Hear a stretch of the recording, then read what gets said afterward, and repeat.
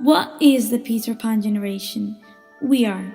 The Peter Pan generation is just another term for millennial, and it represents a desire to remain as a child and an inability to grow up. Neverland. You'll never grow up there. Oh, Peter, it would be so wonderful. We don't have the same opportunities as previous generations. We are the first generation to be worse off than those before us. Therefore, it isn't an option for us to grow up in the same way. Why is Home Alone specifically nostalgic for us? Well, Home Alone came out in 1990, a decade which everyone remembers to be better than the world today. Most of this generation have grown up with the film every Christmas. It is associated with the best or jolliest time of year, where you feel safe, surrounded by the warm glow of fairy lights. Home Alone takes you back to the first time you watched it, when your biggest worry was whether you're going to get the presents you wanted or not.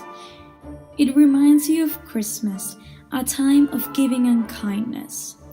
Another aspect of Home Alone is that it's made by John Hughes and Christopher Columbus.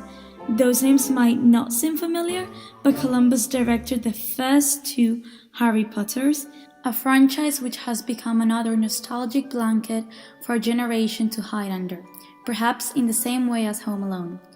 John Hughes is the filmmaker behind Pretty in Pink, Ferris Bueller's Day Off, and The Breakfast Club, all films which tackle the stereotypical coming-of-age issues, where we're desperately fighting for our independence from family.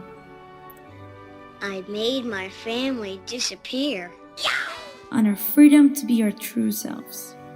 Home Alone, on the other hand, shows us how scary that freedom and independence can be, which are not celebrated like it is in The Breakfast Club.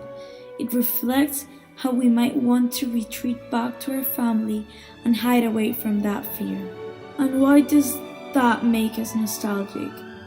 Unlike previous generations, on the whole, we struggle to make a transition from childhood to adulthood.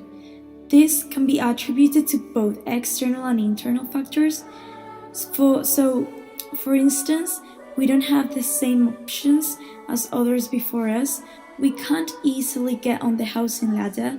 We come out of university with tens of thousands in debt and the ever-looming risk of unemployment. And internally, we're struggling with the growing popularity of social media that makes us constantly question whether we're wasting or making the most of our time, or whether we're even living life the right way. Nowadays, we can't help but feel the weight of the responsibility of adulthood. So when we see Kevin scared by mundane things like the boiler, it resonates with our everyday fears of adulthood and the future. So when he overcomes those fears, we feel that maybe we can do that too. Maybe we can escape the worries that hold us back.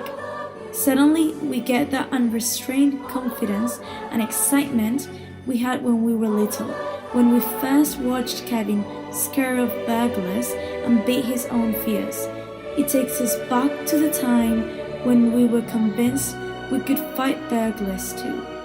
I don't know, maybe we're just looking too deep into it.